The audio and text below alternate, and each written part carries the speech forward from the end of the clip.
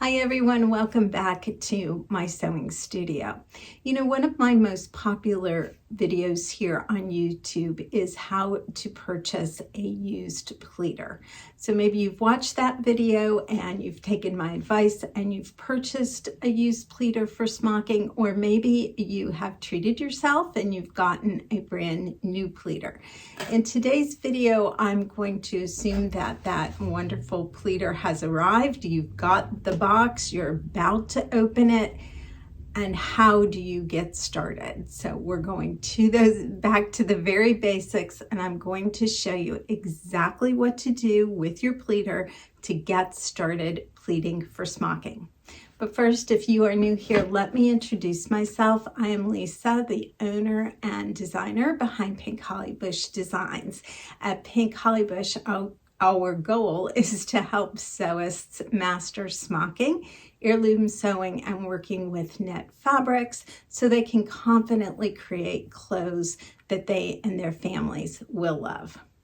Well, with that, I'm going to turn the camera around. I'm going to show you my pleater, and we're going to go through exactly what you need to do when you open that box. So here's my pleater, this little Amanda Jane. So for my first couple steps here, I'm going to assume that you purchased a used pleater. So if you did purchase a used pleater, the first thing you want to do is just double check a few things, okay? So I'm going to take the bar out. I'm going to take any needles out if you had needles in there. And the first thing we want to do is check our needles, because if any of them are bent, you just want to get rid of them. It's not going to pleat properly and you're just going to get frustrated. So the way you test them is to take them out, lay them side by side like that, just nest them together. Okay. And if anything is bent, it should stick out like a sore thumb. And in that case, you would want to just throw that needle out. Now, all of mine look good. So we're going to leave them out for a second. Before we do anything else, you see you might have a few little things like this, some threads, they get caught on either side. And if that's the case, you want to get your tweezers, you want to get a seam ripper, and you want to get in here and get those little threads out. Now, if you can't get them out with the tweezers or the seam ripper, I have a whole video on cleaning your pleater, and I will link to that below. But you really want to get these, there, you can see they get in here because they're off of the, it might be time for me to do a cleaning here. There's some more there. Yeah, it looks like a good time to clean my pleater.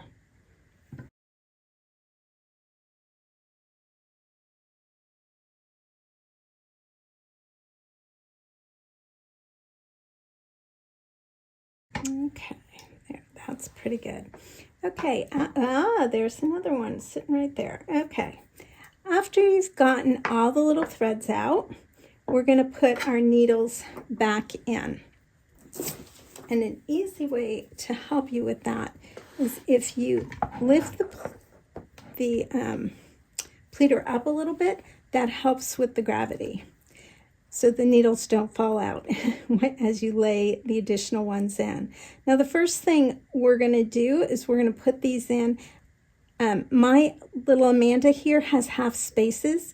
We're going to put them in so that they are full spaces apart. So we're just going to lay them in. And notice I am putting them in the middle. Okay. You don't... I like to pleat with the, well, that's good. I got them twisted. I like to pleat with the needles in the middle because the bars help control the fabric for you. There are some situations where that doesn't work, but right now you're just getting started, so put them in the middle.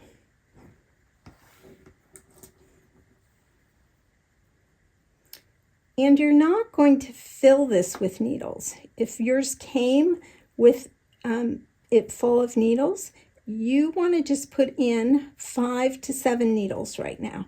We're going to get started practicing with a smaller amount. The more needles and the closer they are together, the more difficult the pleating is and keeping everything on grain. So you want to get started with a lower amount. And quite frankly, normally when we're pleating the fabric, you're not using a ton. For most applications, I'm pleating 8 to 9 rows. Okay, I'm not pleating 20 or 30. I don't think I've hardly ever done that. So I'm going to leave a couple of my needles out. Right, and we're just going to put them in back in like that. And I will put these aside for later. Okay, I've got my needles in. The next thing we're going to do, so if you had a brand new pleater and it came with all the needles in, you want to do what I just did and take your other ones out. You only want to leave in the needles that you're actually going to thread for the number of rows you want to pleat. Part of that is so you don't wear out the needles. It's also so you're not marking your fabric. Okay, so I have 6 in there now. The next step for both a used or a new pleater is to give it a little lubrication. And we're going to put through a piece of wax paper to do that. So you're just going to put it through. It gives everything a little lubrication, and it will help your fabric feed through a lot easier.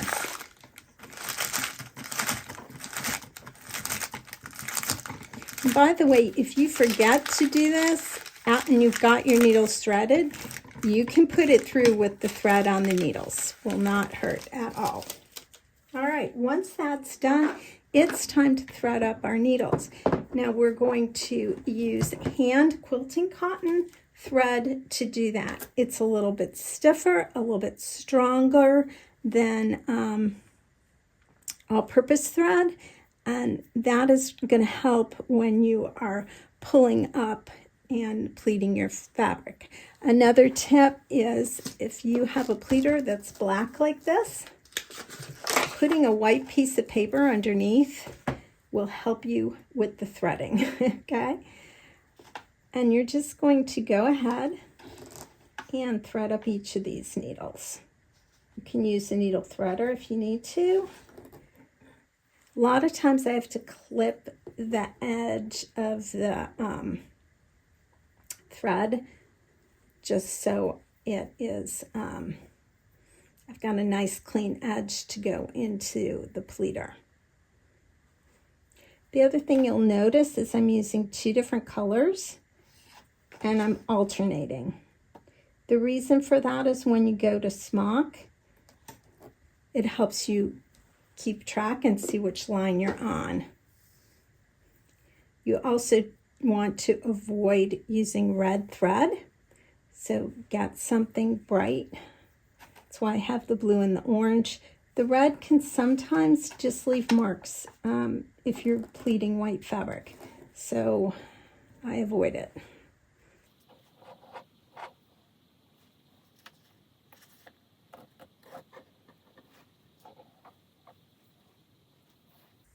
You'll notice that I have my thread in this plastic box. I have a whole nother video on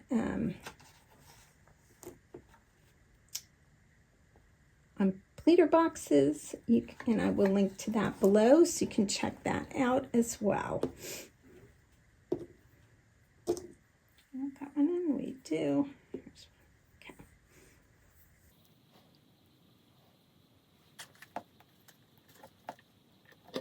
And there we go. All right, once you are all pleated up, I hold this, I pull this and get it out of my way. You are going to start with just a simple strip of fabric. Do not go straight to trying to pleat your garment. Instead, take a strip of fabric and do a practice run. So what do you want to start with? Well, if you have gingham, that's ideal because the lines are already built in for you and they can help you practice keeping it on grain. Next up would be a stripe or a solid good quality quilting cotton. All of these are 100% cotton. They're a great place to start. You also could start with a solid white piece of broadcloth as well. Any of these would be great options. You want to pick just a strip like this, at least as wide as the number of rows you're going to smock, plus some extra. Then in order to prepare your strip of fabric, you want to cut off your salvage edges, you want to press and starch it, and then you want to mark it. I have my strip of fabric. I have torn it so I know it's precisely on grain. I then starched and pressed it, and I cut off the salvage edges. I've also marked it with a line, and that line goes all the way along the strip. And the reason for marking that line is to help. I'm going to keep look at that line as I'm pleating, and I'm going to keep it on grain by making sure that line is lining up with one of my needles down here. Now, to determine what distance to make this line, that is totally dependent on your pleater. So the way you determine that is you want the raw edge to be one full space from the first needle. So here's my first needle. The groove, the first groove is a half space, the second groove is a full space. So if my fabric is with the raw edge is lining up on this groove, what is a nice measurement that lets me line up with one of these needles over here? If I get my ruler here, you can see if I put it there, 1.5 inches is lining up with one of the needles. So I drew the line at 1.5 inches for this particular pleater. Okay, I have it, as you can see, just rolled on a dowel to help control it. And with that, I'm just going to line it up here. I'm going to slip the fabric in between the grooves. I'm not forcing it. I'm not shoving it in there. I'm actually going to let the pleater feed it in.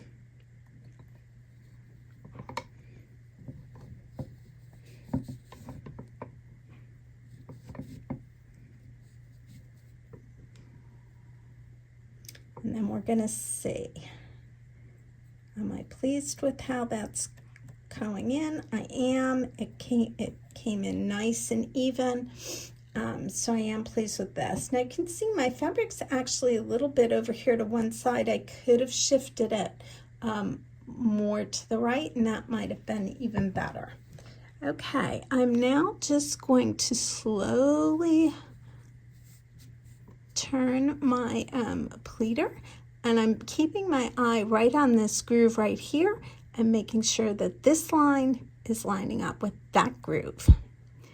And I'm just slowly going to turn. There's no rush. You cannot just go whipping your fabric through here. And you're going to stop, and I hope you can see how this line here is right on my needle. And every little bit, you want to clear your threads. And then we're going to do a little bit more.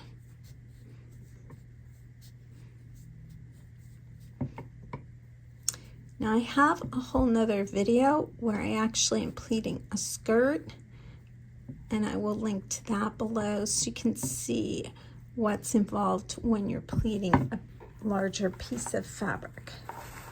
Okay, I think you can see. You just want to go like this and see this raw edge should be staying lined up with this groove.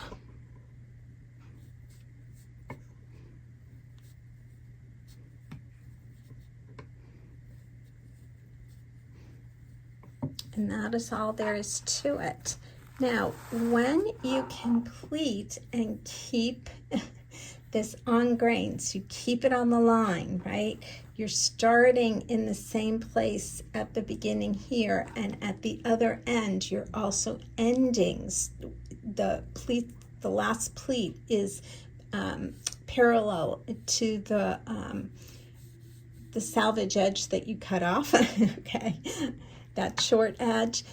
When you have got that done, then you can go to trying more needles in your pleater, or pleating a skirt where you have more fabric out here to the left.